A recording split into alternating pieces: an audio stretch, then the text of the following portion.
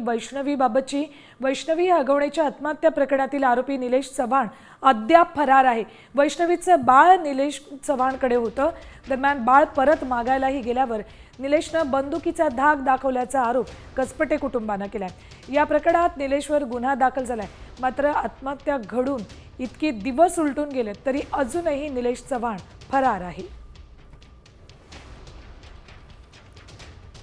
निलेश चव्हाण हा फरार आहे, त्याला कधी पकडणार असे सवाल उपस्थित केले जात आहेत। वैष्णवीचं बाळ त्यानं ताब्यात घेतल्याचाही आरोप आहे त्याच्यावर।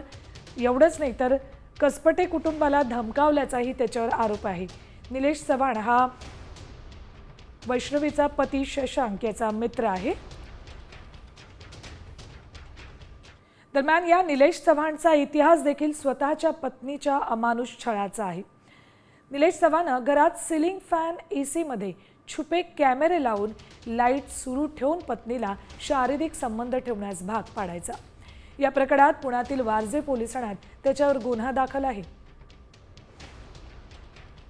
छुप्या कॅमेऱ्याद्वारे पत्नीचा आक्षेपार्ह व्हिडिओ रेकॉर्डिंग निलेश चव्हाण करायचा। या विकृत मनाच्या निलेश चव्हाणचे कारनामे पत्नीच्या तक्रारीनंतर पुण्यातल्या वारजे पोलीस ठाण्यात त्याच्या विरोधात गुन्हा दाखल करण्यात आलाय। त्याच्या लॅपटॉपमध्ये इतर मुलींसोबतचे आक्षेपार्ह अवस्थेतले व्हिडिओ सुद्धा सापडलेत।